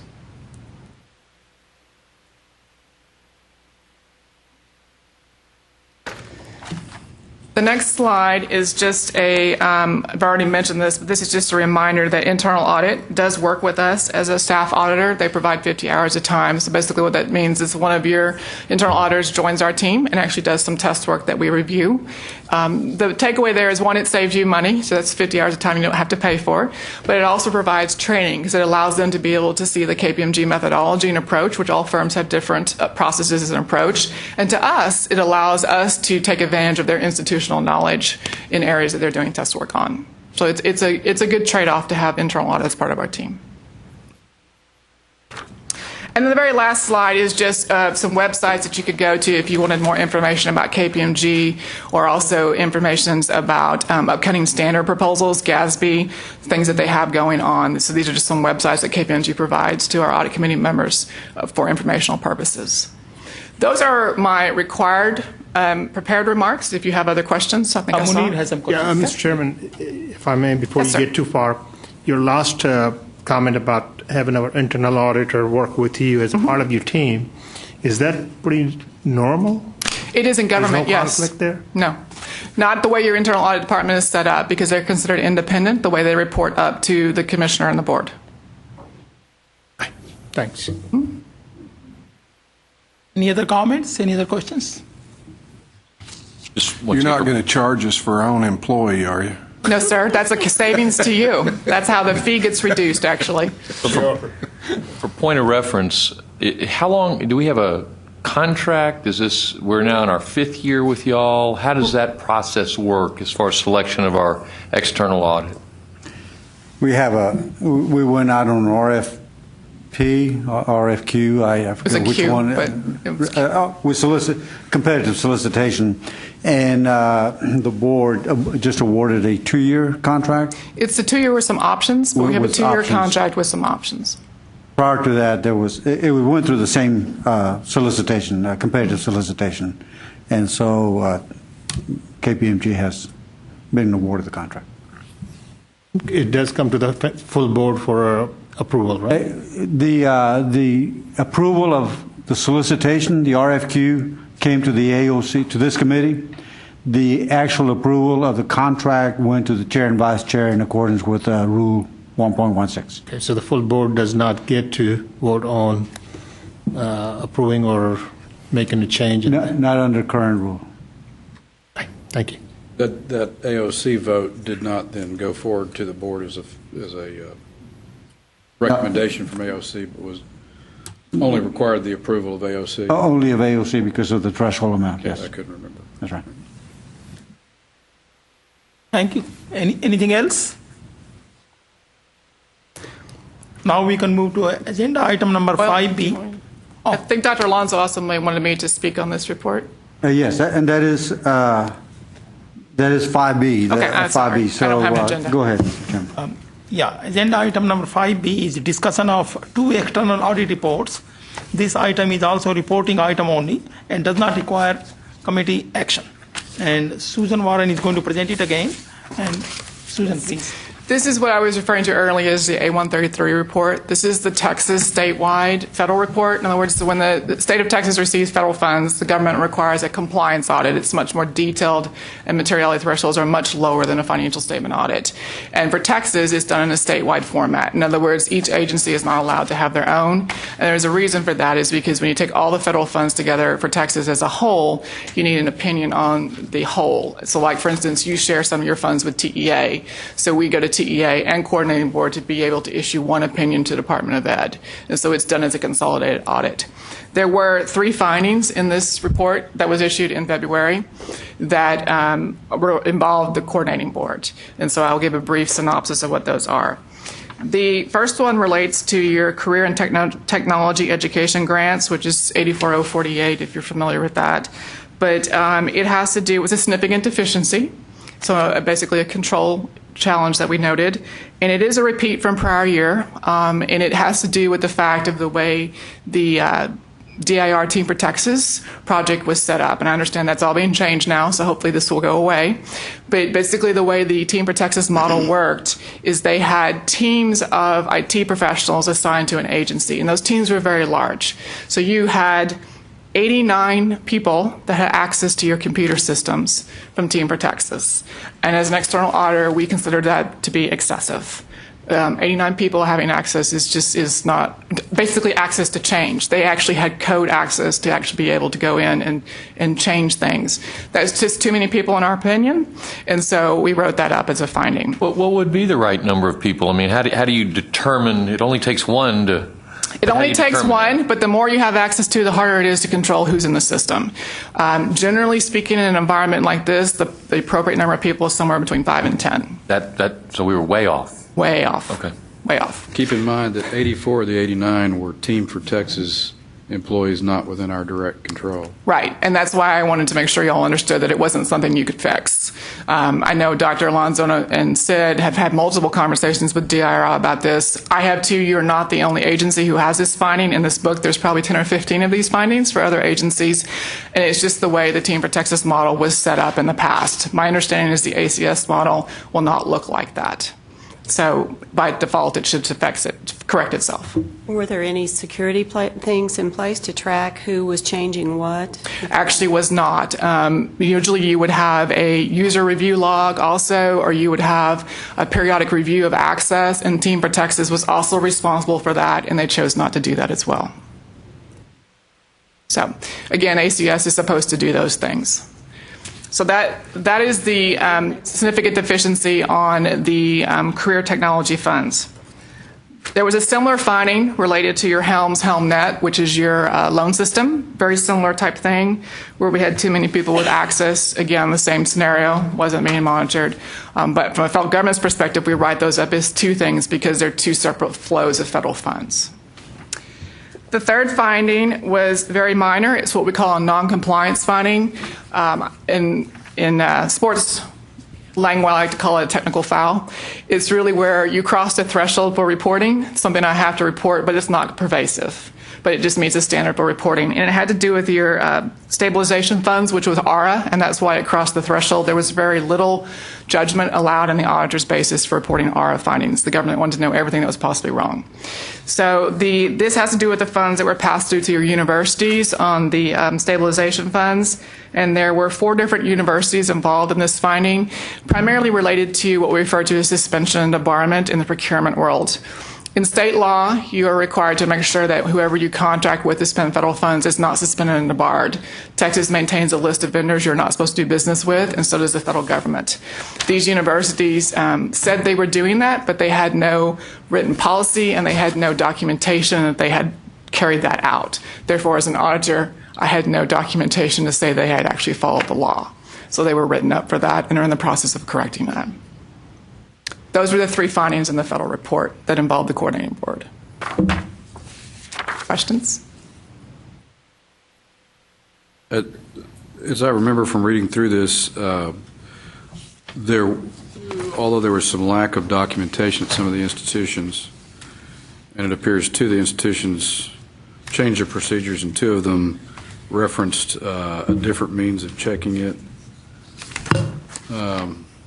But in no case was any of these vendors found to be. They were not. In fact, this is one of those ones where we can actually go back and we can check in arrears because you can put a date parameter into the websites, and it can tell you if a vendor has been on the list and come off the list, that type of thing. And that's why we were able to call it non-compliance finding, is that we were able to actually show that it was a documentation process issue, not necessarily a failure. In other words, they didn't contract with somebody they weren't supposed to. If they would have done that, this would have been a material non-compliance finding and been much more significant in nature. How did we select these institutions? Was it random selection, or there's some kind of algorithm that's used for selection? No, in this one here for procurement, what we do is we looked at your team provided us with a list of all the universities who received funds. And then our sample sizes are based on AICPA standards, which if your low risk is 25, if your moderate risk is 40, and if your high risk is 65. That's driven by AICPA. We considered they used to be high risk because we had a prior finding. So we started with the 65 number and worked our way down through selection process, and actually had a hard time finding that many because the ARA funds were running out and there weren't as many. So I think it says in here how many we actually ended up looking at, but it was less than 65 because your population was much smaller. So it is random, if you will. It's not statistical in an A133 audit. It's either 25, 40, or 65. Thank you. Any other questions for Susan? The checking, the 2 universities, TWU and U of H, Clear Lake, who said that their process was to check the EPLS, that was an acceptable response. Our response back to them was, that's acceptable if you document it. Right. So. Yeah. Again, they said they did it, but they couldn't show us that they had done it. Therefore, they could not show a federal reviewer or a state auditor from Mr. Keel's office that they had done it, and that's not appropriate.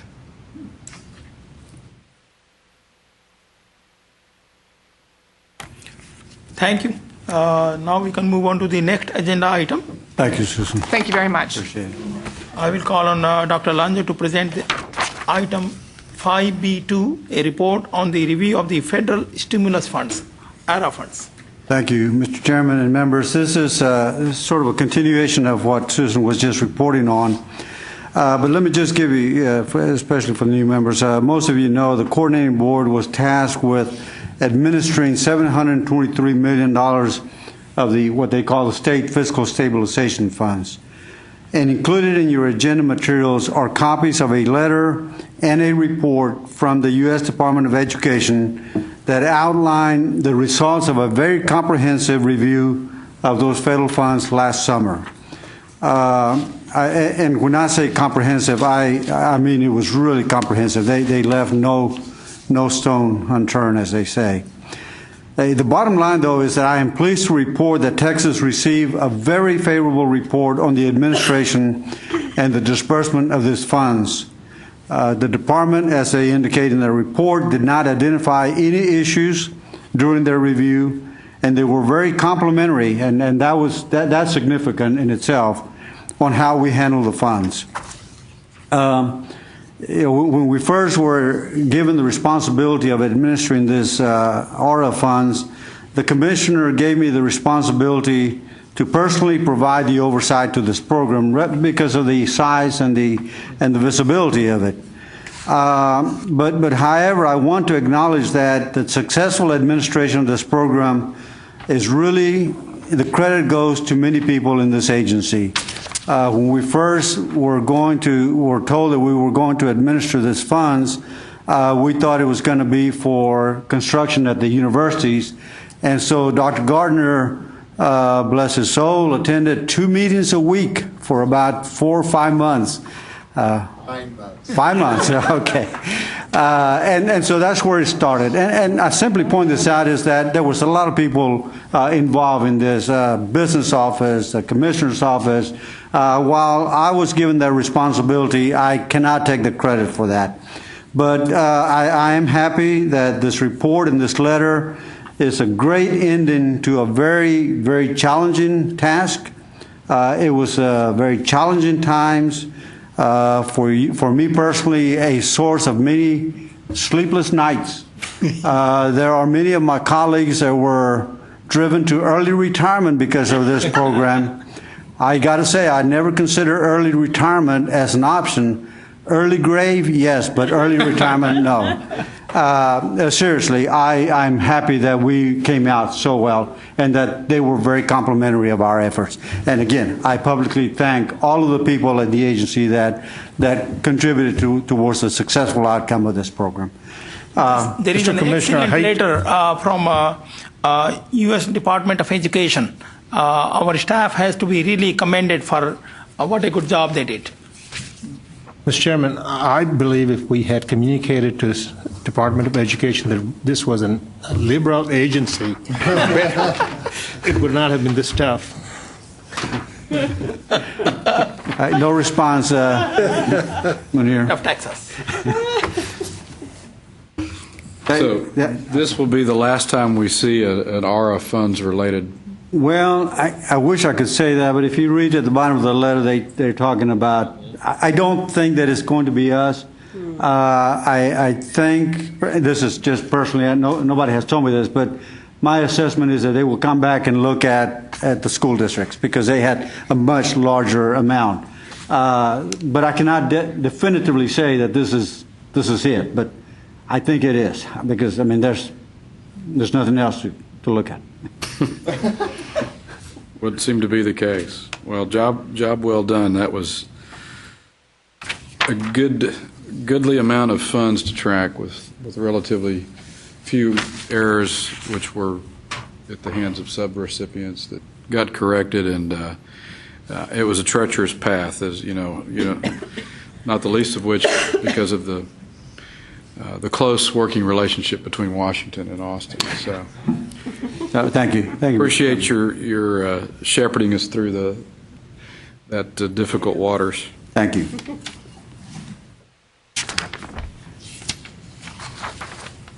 Any other questions? Any other comments?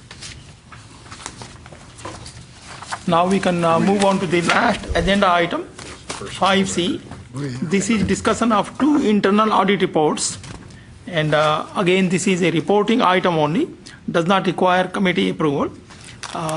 Mark Pohl is going to present this item. Mark. Thank you, Mr. Chairman. Agenda item 5C1 I'd like to call your attention to our work on and complaint that came in on the Hazelwood program at Texas Tech University Health Science Center. And our staff looked into that complaint, worked with some officials from the Health Science Center, and ultimately we were not able to substantiate the allegation. The allegation was that that the parent of the student that was claiming the exemption was alleging that their Form DD-214, which is a military release from active duty, and it contains sensitive confidential information. The complainant was claiming that the Health Science Center had acted negligently or had actually lost the form that had been submitted by their son to substantiate the waiver. And we did some checking into this matter and worked with the Health Science Center staff, and ultimately we were not able to substantiate the allegation.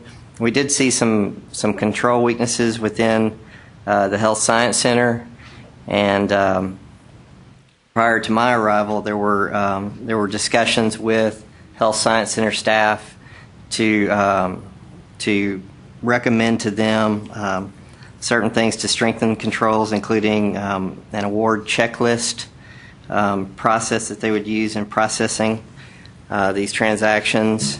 We recommended increased supervisory monitoring to strengthen controls, and we also recommended additional safeguarding of documents to actually keep documents that are submitted in hard copy form, keep those documents appropriately locked away and secured. And since my arrival, I did participate in one discussion with a Health Science Center staff, and they have indicated that that they move forward with implementing those recommendations. So at this point, we're considering the matter closed. I'd be happy to respond to any questions that you may have. Any questions for Mark? Just to be clear, that there was no evidence found to substantiate the allegation, but neither was the allegation disproved, if I understand you. That is correct. It was claimed that the form was lost. We couldn't prove or disprove it either way, actually. Yes, sir. Mark, thank you very much. And good. We have what? C2. We're C2. Next item is C2. It's the internal audit status update. I've actually, you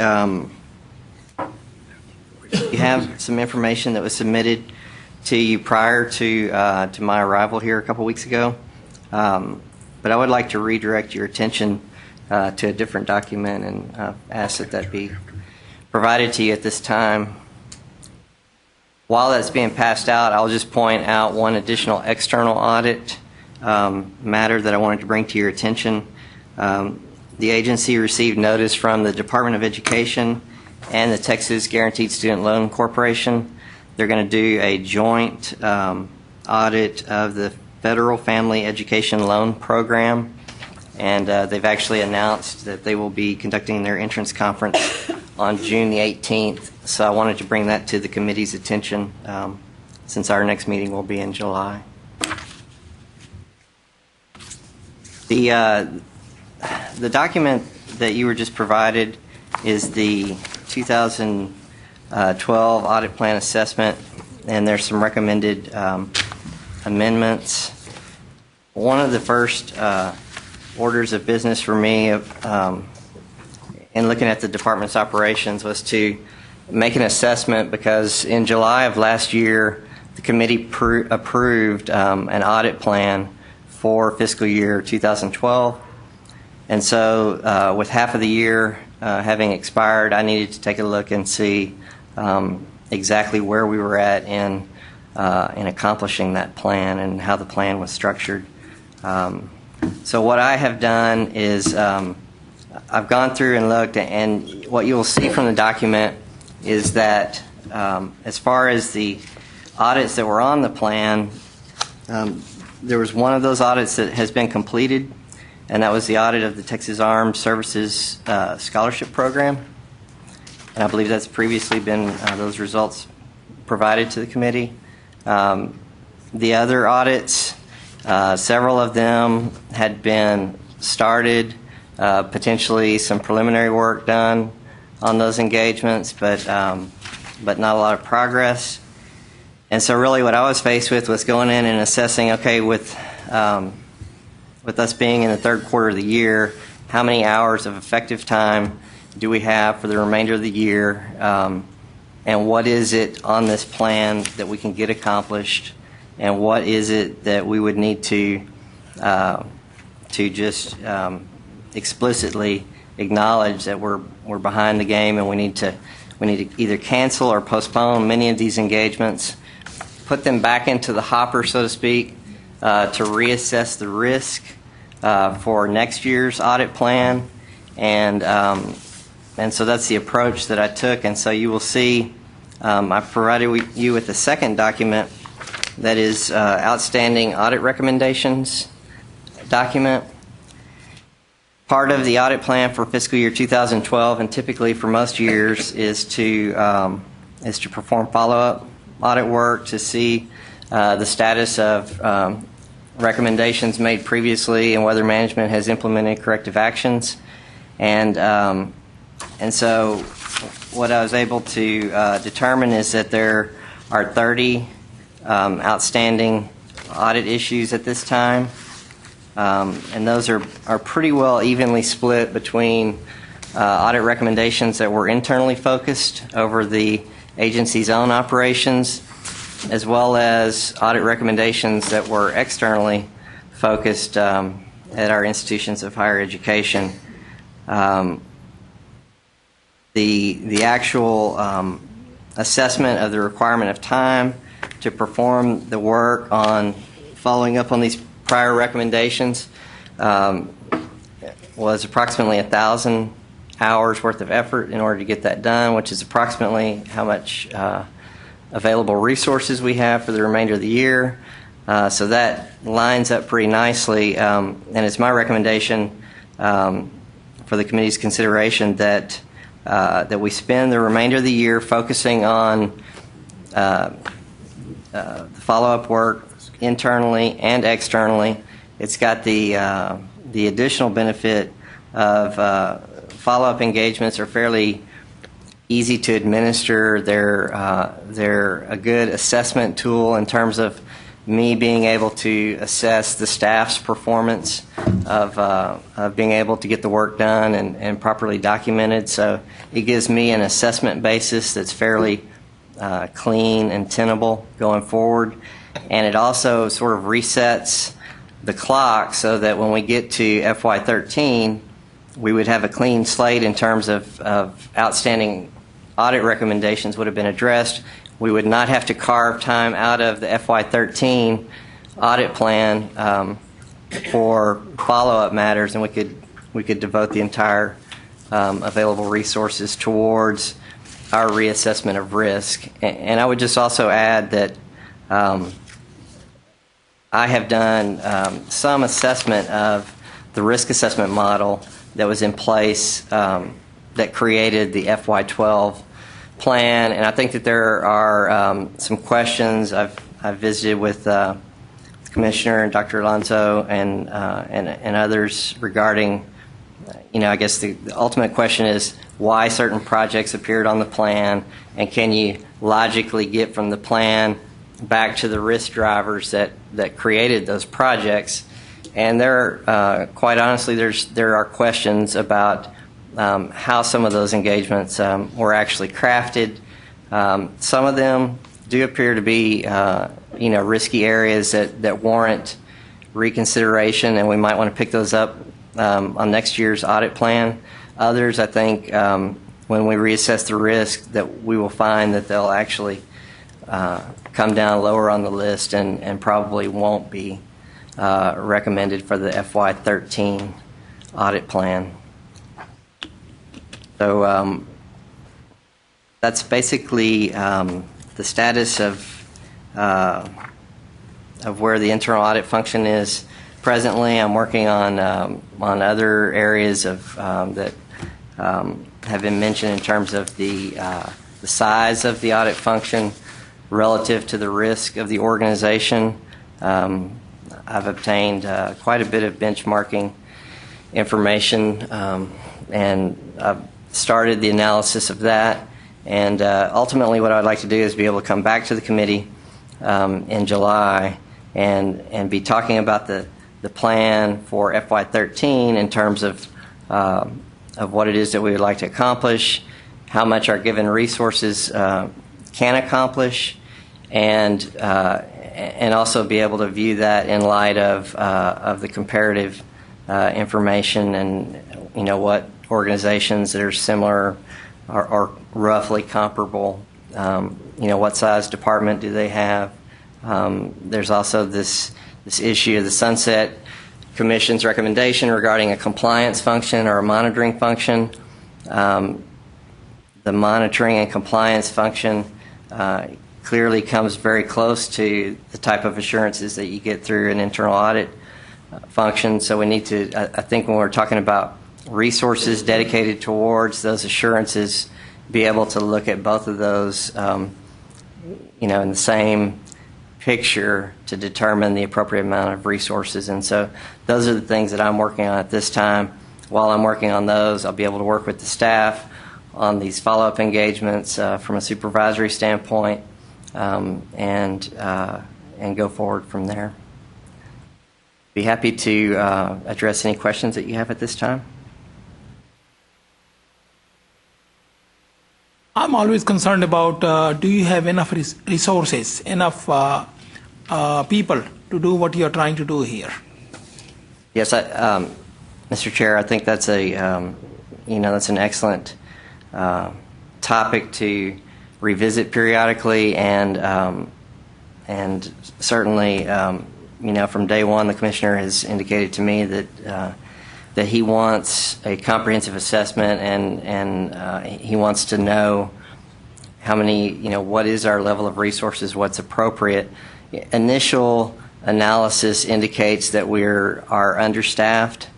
How much we're understaffed really then begins to become a function of what dollars do you include in the universe of our responsibilities to monitor and to audit. And so the more of those buckets of dollars that you include as being our responsibility, the more then it would indicate that we are understaffed.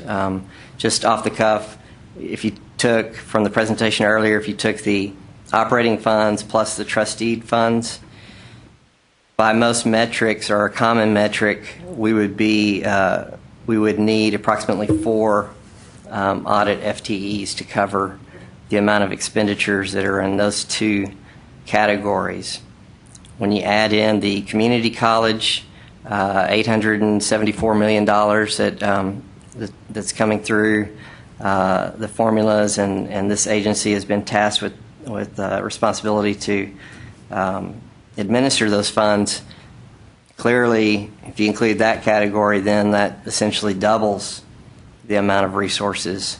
And there are other compensating controls. The KPMG financial statement audit that Ms. Warren was just speaking to you about, that provides a level of assurance to the agency that sort of brings you back the other direction. It provides assurance, and therefore you could back off of what some of these metrics are indicating, because it's an additional level of control. So I'm still really in the analysis stage, but I guess I would just convey to you that it does look like it's understaffed, particularly given the sunset recommendation and the need to be able to cover either from audit or compliance, that somehow between those two efforts that we would cover the risks of this agency. Any idea on how we can get more resources? Maybe Raymond, what do you think? Well, we've discussed putting a request for more staff in our LAR. I doubt that'll get very far, but we're looking at all the different possibilities. I don't like the Sunset Commission recommendation. We take the money out of formula funding, so we'll have to find some other way. But when when Mark has completed his assessment of his staffing needs, we'll come to this committee and the board with a precise recommendation. All right, thank you very much. Any other questions for Mark? If there are no questions, we are going to take a break for 15-20 minutes. How long we are going to take? Yeah, For however long it takes. Yeah, we are going to go into an executive session and come back and meet again. Thank you. Thank you.